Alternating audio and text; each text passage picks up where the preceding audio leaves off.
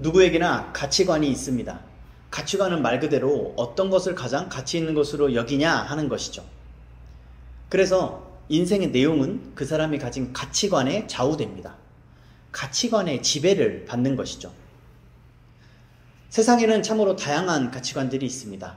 철학이나 사상 같은 이름들로 불리는 이 많은 가치관들의 우열을 가리는 것은 좀 무의미해 보입니다.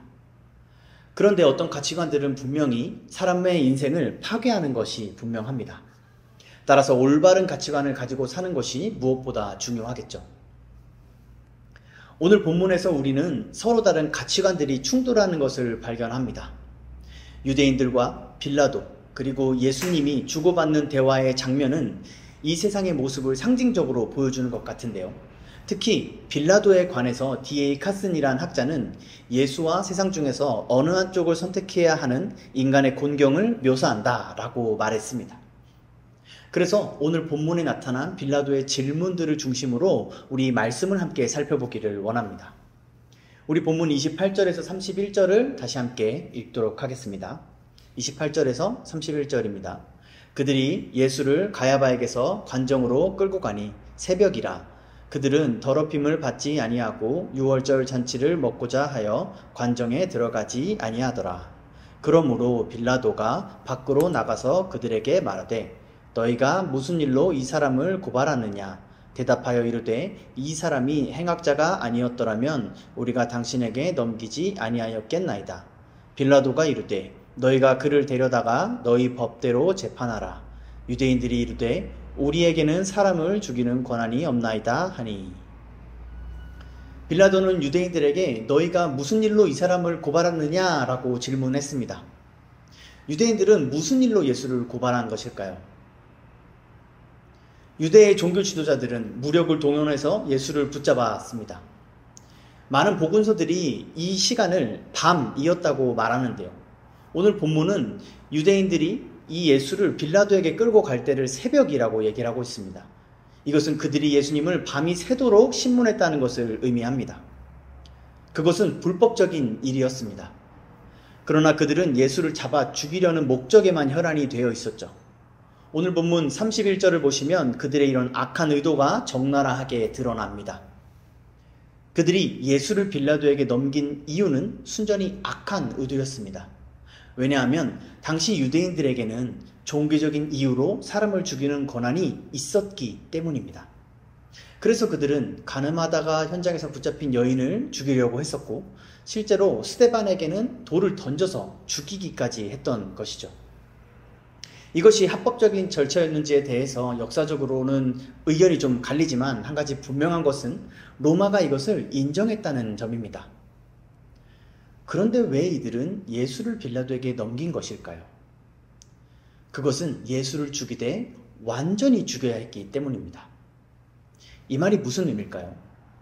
만약 그들이 예수를 돌로 쳐서 죽였다면 예수는 영웅적인 죽음을 맞이한 순교자가 되었을 것입니다. 복음서들마다 유대의 종교 지도자들이 이것을 두려워해서 예수를 죽이지 못했다고 기록하고 있습니다. 그래서 대중들에게 예수가 완전히 실패했다는 것을 보여줄 필요가 있었습니다. 그 목적에 십자가만큼 확실한 처형 방법은 없었죠. 그런데 이 십자가는 로마의 처형 방법이었습니다. 그래서 그들에게 빌라도가 필요했던 것이었죠. 여기서 우리가 발견할 수 있는 가치관이 있습니다. 그것은 나르시시즘입니다. 이 나르시시즘은 자기 자신을 최고로 사랑하는 가치관입니다. 그래서 자기애라고도 불립니다. 이것은 자기 유익과 자기 감정과 자기 기분이 절대적인 가치를 지니고 있습니다. 그리고 이 가치관이 유대의 종교 지도자들의 가치관이었다고 말할 수 있을 것 같습니다. 예수님은 사사건건 그들의 잘못을 지적했습니다. 그러면서 예수님의 인기는 순식간에 그들을 뛰어넘었죠. 그래서 유대의 종교 지도자들은 예수가 실수하게 만들려고 수많은 계략을 펼쳤지만 번번이 실패했습니다. 또 언론 플레이로 예수의 평판을 깎으려고 했지만 그 또한 실패를 했죠. 그러면서 예수를 향한 질투와 분노는 예수를 죽일 정도로 타올랐던 것입니다. 이것이 나르시시즘의 특징입니다. 나르시시즘은 자기가 손해보는 것을 참지 못합니다. 격렬하게 분노하죠. 또한 자기 감정과 기분을 상하게 하는 상대를 정죄합니다. 그리고 그 정죄는 상대방을 죽일 정도로 강하죠. 이러한 특징은 우리 주변에서 흔하게 접할 수 있습니다. 대표적인 예를 들자면 이 자영업자들을 괴롭히는 진상 고객들을 말할 수 있을 것 같은데요. 자신의 요구를 들어주지 않았다는 이유만으로 악성 리뷰와 별점 테러로 끊임없이 괴롭히면서 심지어 가게를 망하게 하는 사례들도 적지 않게 발생하고 있습니다. 심지어 한 점주는 이러한 괴롭힘이 너무 심해서 자살을 했다는 뉴스가 보도되기도 했었죠. 그런데도 이 나르시시즘은 죄책감이나 반성을 하지 않습니다. 심지어 자신의 유익과 기분을 위해서라면 무슨 행동이든지 정당화합니다. 본문 28절을 보시면 유대인들은 지금 불법적이고 불의한 방식으로 예수를 넘기고 있는데요. 그런데도 자신은 더럽힘을 받지 아니하고 유월절 잔치를 먹고자 하여 관정에 들어가지 않고 있다고 말합니다. 이게 얼마나 우스운 상황인지 보이십니까? 불법과 불의를 행하고 있으면서 스스로는 깨끗하다고 생각하고 있는 것입니다. 유월절의 주인이신 예수를 대적하고 있으면서 유월절 잔치 음식을 먹겠다는 것이죠. 이처럼 나르시시즘 가치관은 사람을 우습게 만들고 자기 자신과 타인을 파괴합니다. 정말 안타까운 것은 이런 가치관이 오늘날 교회 안에서도 발견된다는 점입니다. 예배를 드리는 것과 교회를 섬기는 일이 자기 기분에 좌우됩니다.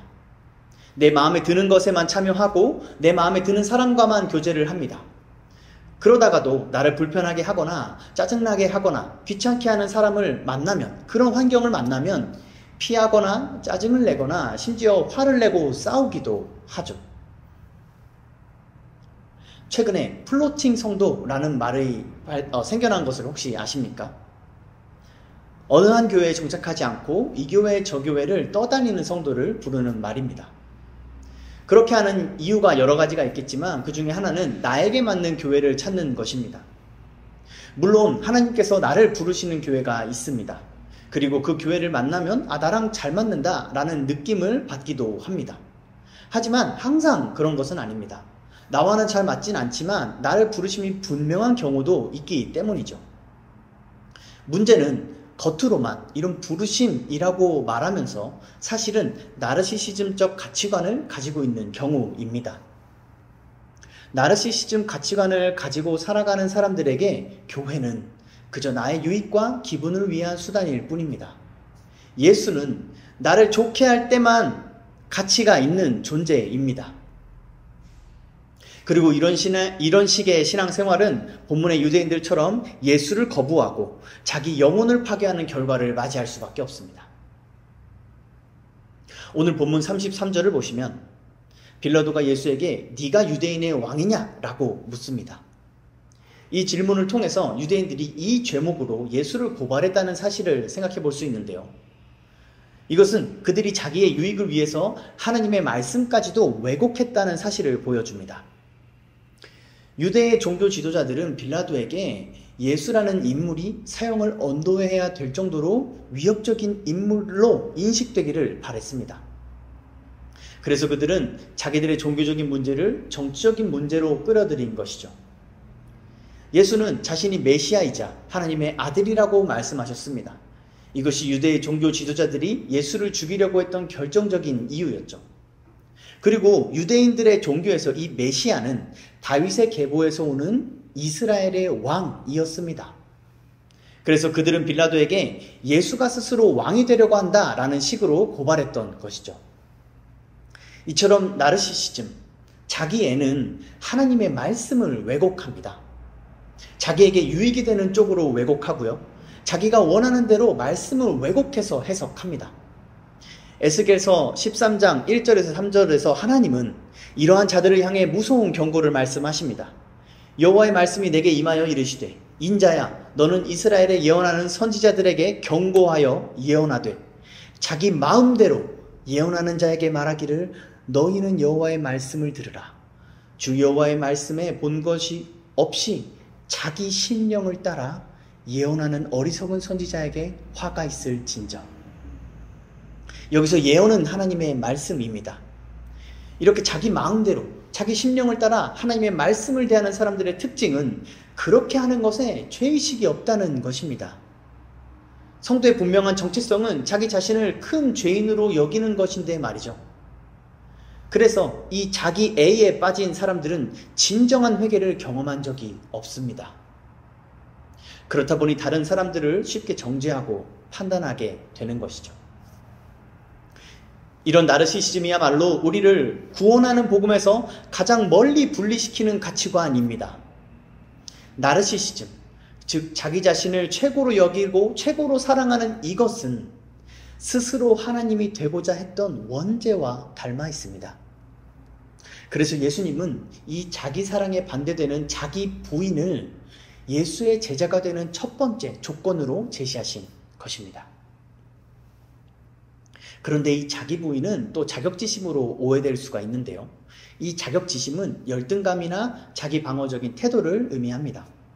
이 또한 나르시시즘 못지않게 우리를 파괴하는 가치관입니다. 오늘 본문 33절에서 35절을 또 함께 읽겠습니다.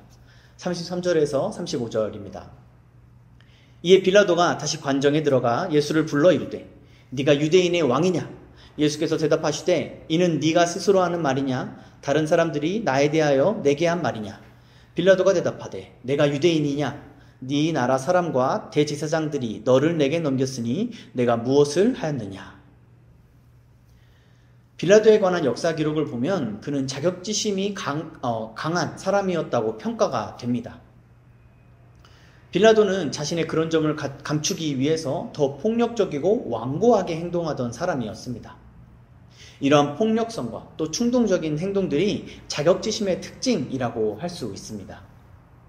네가 유대인의 왕이냐? 라는 빌라도의 질문에 대한 예수님의 반문은 빌라도의 우유부단함을 또 보여주는데요. 본문은 의도적으로 빌라도가 들어갔다 나갔다 라고 반복하면서 갈팡질팡하는 모습을 묘사하고 있습니다. 그래서 이러한 우유부단한 모습이 자격지심과 열등감에서 비롯된 것임을 또 보여주려고 하는 것이죠. 그래서 빌라도는 예수님의 반문에 발끈하면서 경멸하는 어조로 대답하고 있습니다. 35절인데요. 여기서 넘겼다라는 단어는 배신하다라는 의미를 갖고 있습니다. 빌라도는 지금 동족인 유대인들에게 배신을 당한 예수를 조롱하고 공격하고 있는 것이죠. 또한 내가 유대인이냐라고 대꾸하는 말 속에는 예수가 빌라도 자신의 왕이 되는 것을 거부하는 그런 태도가 은연중에 깔려 있습니다. 이것은 열등감의 대표적인 특징인데요. 누군가 자신의 머리가 된다는 것은 자신의 무능함을 나타내는 것이라고 생각을 해서 격렬하게 거부하는 것입니다. 이러한 자격지심은 또 다른 형태의 교만입니다. 결단력도 없고 용기도 없는데 고집만 부리는 것이죠. 또한 자신의 연약함을 숨기기 위해서 폭력적으로 행동합니다. 그리고 이 폭력이 통하지 않으면 변명하거나 비아냥거립니다. 그리고 자주 무시를 당한다고 느낍니다. 자격지심은 자기가 모른다거나 못한다는 것을 용납할 수 없기 때문에 자기가 배워야 할 때 가르쳐 든다고 상대를 공격하고 남에게 부탁해야 할 때는 고집을 부리다가 이를 그르치기 일수입니다. 이런 모습은 범죄한 뒤에 자신을 수치를 가린 아담이나 아벨을 죽인 뒤에 뻔뻔한 가인의 태도와 닮아 있습니다. 범죄한 그들의 모습에서 이러한 폭력성과 변명과 비아냥과 상대방을 무시하는 그런 것들을 이제 발견하게 되는 것이죠. 스스로 수치를 여기는 연약함이나 더러움을 숨기고 그런 악한 방식을 택하는 것입니다. 이렇게 자격지심은 자기를 숨기려 합니다. 열등감은 타인을 인정하려 하지 않습니다. 그러나 자기 부인은 오히려 자신의 연약함과 더러움을 드러냅니다. 자기가 얼마나 더러운 죄인인지, 얼마나 연약한 사람인지를 숨김없이 고백하고 심지어 자랑하기도 하죠. 그래서 다른 사람의 연약함도 이해할 수 있습니다. 다른 사람의 수치나 더러움을 덮어줄 수 있습니다. 이러한 자기 부인은 성령께서 우리 안에 역사하실 때 가능합니다. 성령 하나님께서 우리 안에 역사하셔서 자기 사랑이나 자기 비하의 가치관이 아니라 자기 부인이라는 가치관을 우리 안에서 세워주시는 것입니다. 누가복음 5장에서 예수님은 베드로를 찾아오셨습니다. 제가 이 본문을 읽어드리겠습니다. 말씀을 마치고 시몬에게 이르시되 깊은 데로 가서 그물을 내려 고기를 잡으라. 시몬이 대답하여 이르되 선생님 우리들이 밤이 새도록 수고하였으되 잡은 것이 없지만은 말씀에 의지하여 내가 그물을 내리리이다 하고 그렇게 하니 고기를 잡은 것이 심이 많아 그물이 찢어지는지라. 이에 다른 배에 있는 동무들에게 손짓하여 와서 도와달라 하니 그들이 와서 두 배의 채움에 잠기게 되었더라. 시몬 베드로가 어떤 가치관을 가지고 살았는지는 이 본문에서는 확인하기 어렵습니다. 하지만 분명한 것은 예수님께서 시몬을 찾아오셔서 시몬에게 말씀하셨을 때 놀라운 변화가 일어났다는 사실입니다. 시몬은 자신의 가치관을 내려놓고 예수님의 말씀을 따라 순종했습니다. 그러자 놀라운 기적이 일어났죠. 자신의 가치관으로 살았을 때는 경험하지 못했던 충만함을 경험한 것입니다. 그런데 정말 놀라운 변화는 그 다음에 있습니다. 시몬 베드로가 이를 보고 예수의 무릎 앞에 엎드려 이르되 주여 나를 떠나소서 나는 죄인이로소이다 하니 베드로 안에 새로운 가치관이 세워진 것입니다. 베드로는 주님의 말씀으로 말미암아 충만함을 경험하면서 동시에 자기를 부인하게 된 것입니다. 이것이 주님을 영접한 모든 신자들에게 동일하게 나타나는 변화입니다. 베드로를 찾아오신 것처럼 우리를 찾아오신 주님은 무엇을 하셨을까요? 네가 무엇을 하였느냐? 빌라도의 이 질문에 예수님께서 대답을 하십니다. 본문 16절 제가 읽어드리겠습니다. 예수께서 대답하시되 내 나라는 이 세상에 속한 것이 아니니라. 만일 내 나라가 이 세상에 속한 것이었더라면 내 종들이 싸워 나로 유대인들에게 넘겨지지 않게 하였으리라. 이제 내 나라는 여기 속한 것이 아니니라. 네가 무엇을 하였느냐? 라는 빌라도의 질문에 예수님은 내 나라라고 대답을 하십니다. 그리고 35절에서 빌라도가 네 나라 사람들과 대제사장들이라고 표현한 것에 대해서 내 나라는 이 세상에 속한 것이 아니다 라고 반박을 하십니다. 예수님께서 이 땅에서 행하신 것은 구원을 이루시는 것입니다. 그것이 아버지의 뜻이었고 그의 나라였죠. 주님께서 가르쳐 주신 기도에 뜻이 하늘에서 이루어진 것 같이 땅에서도 이루어지다 라는 말씀을 예수님께서 친히 먼저 이루신 것입니다. 그래서 우리가 이 기도를 드릴 수 있는 것이죠. 아버지의 뜻이 이루어지는 것은 곧 그의 나라가 이 땅 가운데 임하는 것입니다. 그래서 무엇을 하였느냐라는 질문에 나라에 대해 말씀을 하신 것이죠. 또한 여기서 예수님은 자신을 빌라도에게 넘긴 자들이 자신의 나라에 속하지 않았다고 말씀을 하십니다. 그들은 세상에 속한 자들이라고 말이죠. 세상에 속한 자들은 세상의 가치관으로 살아가는 사람들입니다. 우리가 어떤 가치관으로 살아가는지가 우리의 구원과 매우 밀접하게 연관되어 있다는 것입니다.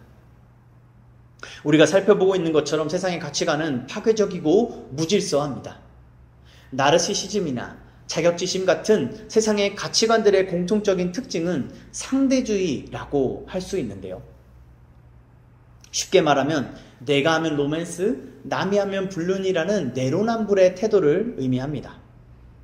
또한 지금 중동 분쟁의 시작이라 할 수 있는 하마스를 예로 들 수 있을 것 같습니다. 지난 2023년 10월 7일 하마스는 음악 축제에 참여한 민간인들을 향해 잔악한 폭력을 저질렀습니다. 그리고 이스라엘은 하마스의 본거지인 가자 지구를 공격하기 시작했죠. 그런데 하마스는 민간인 시설인 학교와 병원들을 이용하면서 민간인들을 자신들의 방패로 삼았습니다. 그리고 이스라엘이 민간인들을 학살한다는 뉴스를 내면서 여론을 조성했습니다. 자기들이 민간인들을 납치하고 그들을 학살한 것은 마치 없었던 일인 것처럼 말입니다. 세상의 가치관이 파괴적이고 무질서한 모습은 여기서 그치지 않습니다. 1년 넘게 계속되고 있는 중동의 분쟁과 그것을 둘러싼 국제 정세만 보더라도 누가 옳고 그른지를 분간할 수 없을 정도로 무질서한 모습과 하루에도 수십 수백 명이 목숨을 잃는 상황에서도 각자 자기의 이익만을 생각하는 이 파괴적인 모습이 여실히 드러나고 있습니다. 그러나 주님의 나라는 우리에게 구원을 줍니다. 주님의 나라는 질서가 있습니다. 그 나라의 질서는 본문의 유대인들처럼 감정적이지 않습니다. 그 나라의 질서는 빌라도처럼 우유부단하지 않습니다. 그 나라의 질서는 우리를 파괴하지 않고 보호합니다. 주님의 나라의 질서는 충동적이지 않고 주님의 계획을 따라서 선을 이루어 갑니다. 사랑하는 성도 여러분, 여러분이 이 나라에 속해 있으십니까? 여러분의 삶의 모습이 그것을 드러내고 있습니까? 37절에서 예수님은 비로소 자신이 왕이라고 말씀을 하십니다. 우리가 어떤 가치관의 지배를 받고 산다는 것은 다르게 말하면 그것을 우리의 왕으로 삼고 있다고 말할 수 있습니다. 제가 37절을 또 읽어드리겠습니다. 빌라도가 이르되 그러면 네가 왕이 아니냐? 예수께서 대답하시되 네 말과 같이 내가 왕이니라. 내가 이를 위하여 태어났으며 이를 위하여 세상에 왔나니 곧 진리에 대하여 증언하려 함이로라. 무릇 진리에 속한 자는 내 음성을 듣느니라 하신대. 예수님은 이어서 자신의 소명이 진리를 증언하는 것이라고 말씀하십니다. 예수님께서는 진리를 증언하심으로 자신의 왕권을 행사하셨습니다. 다시 말해서 진리를 증언하심으로 이 땅에 자신의 나라를 펼치신 것이죠. 또한 진리에 속한 자, 즉 주님의 나라에 속한 자는 주님의 음성을 듣는다고 말씀을 하십니다. 하나님의 나라에 속한 백성이 되는 것은 우리의 자유의지에 달린 것이 아닙니다. 먼저 하나님의 나라에 속한 백성으로 택하심을 받은 사람만 예수께서 증언하시는 진리를, 그분의 음성을 들을 수 있기 때문입니다. 그래서 우리가 주님의 말씀을 듣고 우리가 주님 앞에 엎드리고 또 주님을 영접하는 것은 우리가 진리에 속한 자라는 증거가 되는 것이죠. 그래서 말씀대로 사는 것은 하나님 나라의 백성의 특권입니다. 자기를 부인하는 복음의 가치관으로 사는 것은 구원받은 자의 특권입니다. 이처럼 복음의 가치관으로 사는 삶에서 하나님의 나라가 펼쳐집니다. 예수님은 하나님의 말씀 그 자체이십니다. 그래서 오늘날에도 성경 말씀을 통해서 또 설교자의 입을 통해서 자신의 왕권을 행사하십니다.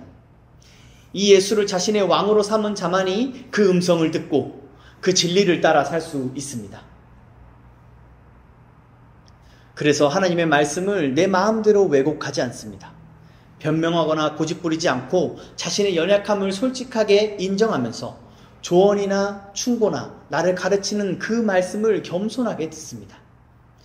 그렇게 복음의 가치관을 살면서 자신의 삶에 하나님의 나라가 펼쳐지는 것을 경험합니다. 그 은혜의 충만함을 날마다 경험하며 사는 것입니다.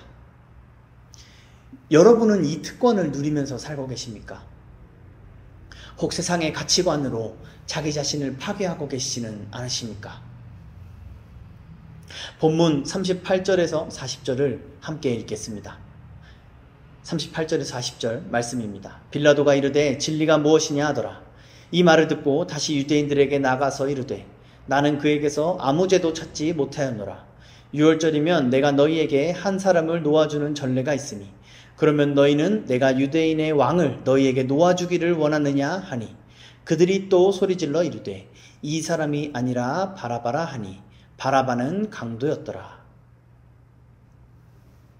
우리는 여기서 다시 나르시시즘적 유대인과 자격지심의 빌라도를 봅니다. 빌라도는 결정권자였습니다. 예수를 어떻게 처리할지를 자기가 결정하면 되는 것이었죠. 그러나 빌라도는 결정하지 못하고 다시 유대인들에게 나가서 먼저 그들에게 그들의 관습을 언급합니다. 빌라도가 예수에게서 어떠한 죄도 발견하지 못했는데 예수를 처형한다는 것은 유대인들이 하라는 대로 하는 꼴이 되는 것이죠. 그러기엔 빌라도의 자존심이 허락하지 않았던 것입니다. 그래서 유대인들의 심기를 건드리는 표현인 유대인의 왕이라는 표현을 사용하면서 비아냥거리는 좀 지질한 그 모습을 보이기도 하는 것이죠. 한편 유대인들은 빌라도에게 예수를 넘기기는 했지만 빌라도의 판단을 따르려는 의지는 전혀 없었습니다. 그들에겐 자기의 판단만이 중요했고 그것에 거스르는 자들은 다 정죄받아야 마땅했습니다. 그래서 그들은 빌라도의 말은 들을 것도 없다는 듯이 소리를 지릅니다. 우리는 빌라도가 결국 유대인들의 요구대로 예수에게 십자가형을 언도한 사실을 알고 있습니다. 그러면서 빌라도는 자신이 이 일과 무관하다는 뜻으로 손을 씻기도 했죠. 이처럼 자격지심은 약해 보이지 않으려고 무진 애를 쓰지만 결국에는 세상과 여론에 휘둘리는 노예로 살아가게 됩니다. 또한 나르시시즘은 자기가 틀렸다고 생각하지 않습니다. 자기 유익과 자기 기분에 좋은 것이 언제나 옳은 것으로 믿습니다. 그런 광신적인 태도로 그들은 메시아를 알아보지 못하고 자기들의 손으로 메시아를 죽이는 참상을 벌이게 됩니다. 우리의 삶은 어떤가요? 우리에게 이러한 모습이 전혀 없다고 말할 수 있을까요? 예수를 믿는다고 하면서 불신자들과 똑같이 눈치를 보고 세상에 휘둘리고 있지는 않으십니까? 세상 사람들과 똑같이 입시, 취업, 재테크, 결혼과 장녀 양육에 대해서 염려하고 고민하면서 아등바등 하고 있지는 않으십니까? 우리는 정말 예수를 믿음으로 진리 안에서 참 자유를 누리고 살고 있을까요? 초대교회로부터 수백 수천 년간 이어져 온 건강한 교리들을 등한시하면서 내 마음대로 내 심령을 따라 신앙생활을 하고 있지는 않으십니까? 사랑하는 성도 여러분, 우리는 우리가 완전하지 않음을 인정해야 합니다. 우리는 자주 틀리고 자주 실수하고 자주 넘어지고 자주 죄를 범하는 자들입니다. 그래서 나 스스로 내 유익을 구하거나 내 기분을 따라 사는 것은 반드시 파멸에 이른다는 사실을 우리는 깨달아야 합니다. 내가 나를 높이는 자기 사랑도, 스스로를 비하하는 자기 비하도 결국 세상 속에서 노예로 살게 만들 뿐입니다. 오직 진리만이 우리를 자유케 합니다. 성경은 무질서하고 폭력적인 이 대화의 한복판에서 이 위대한 진리를 선포합니다. 오늘 본문 32절입니다. 제가 읽겠습니다. 이는 예수께서 자기가 어떠한 죽음으로 죽을 것을 가리켜 하신 말씀을 응하게 하려 함이로라. 아멘. 이 모든 것이 하나님의 뜻이라고 말하고 있습니다. 악한 자들은 자기의 가치관을 따라서 자기 자신을 위해 목소리를 높입니다. 그러나 그 모든 것이 왕의 뜻이 이루어지는 데에 사용되는 도구였을 뿐입니다. 예수님께서 십자가에 달리신 것은 예수님께서 자신의 왕권을 행사하신 것이었습니다. 예수께서 유대인들의 손에 의해서 빌라도에게 넘겨지시고 십자가에 달리신 것은 유대인들의 계략도 아니고 빌라도의 권력도 아니라 하나님의 뜻이 이루어진 것이었습니다. 그래서 이 32절은 모든 동사를 능동태로 표현하고 있습니다. 겉으로 보기엔 예수님은 붙잡혀 있습니다. 겉으로 보기엔 예수님에겐 어떤 선택권도 있어 보이지 않습니다. 그러나 실상은 예수님께서 자신의 죽음을 주도적으로 선택하시고 능동적으로 고난을 당하신 것입니다. 이것은 정신승리나 끼워 맞추기식의 해석이 아닙니다. 왜냐하면 예수님께서 그렇게 하신 분명한 이유가 있기 때문입니다. 지난주에 우리가 살펴본 것처럼 예수님께서 사람이 되신 것은 사람을 구원하시기 위해 사람과 같아지신 것입니다. 그런데 그 구원이 필요한 사람들은 세상의 권세의 지배를 받고 있습니다. 사도 바울은 에베소에 보낸 편지에서 이렇게 말하고 있습니다. 그때 너희는 그 가운데서 행하여 이 세상 풍조를 따르고 공중의 권세 잡은 자를 따랐으니 곧 지금 불순종의 아들들 가운데서 역사하는 영이라. 예수님은 이런 상태에 있는 사람들을 구원하시고자 세상의 권세자들에게 재판을 받으신 것입니다. 이것이 유대의 지도자들과 또 빌라도에게 넘겨지신 이유였습니다. 그들의 재판은 예수님의 무죄함을 드러냈고 그들의 악함을 증명했습니다. 이것이 하나님께서 이 악한 세상에 자신의 선하신 뜻을 이루시는 방식입니다. 사랑하는 성도 여러분, 이 세상에 오직 하나님의 뜻만이 이루어진다는 사실을 믿으십니까? 우리가 경험할 수 있는 가장 끔찍한 일조차 하나님의 뜻 아래에 있습니다. 예수의 십자가가 바로 그 증거입니다. 그 끔찍한 일이 하나님의 뜻 아래에 있기 때문에 그 절망 속에서도 우리는 소망을 품을 수 있습니다. 차라리 그냥 죽어버리는 게 낫겠다 싶을 정도로 괴로운 상황이라 할지라도 거기가 우리의 끝이 아닙니다. 도저히 상대할 수 없는 위협이나 감당할 수 없는 문제들을 만난다 할지라도 우리가 용기 낼 수 있는 것은 이 또한 하나님의 뜻 아래 있다는 진리를 믿기 때문입니다. 예수의 십자가는 왕권의 행사였습니다. 오늘날에도 마찬가지입니다. 자기를 부인하는 복음의 가치관은 모든 성도들의 능력입니다. 사도 바울은 이것이 그리스도의 약하심이라고 표현합니다. 고린도후서 13장 4절 말씀입니다. 그리스도께서 약하심으로 십자가에 못 박히셨으나 하나님의 능력으로 살아계시니 우리도 그 안에서 약하나 너희에 대하여 하나님의 능력으로 그와 함께 살리라. 아멘. 그리스도인은 세상 속에서 약합니다. 그러나 자격지심에 빠지지 않습니다.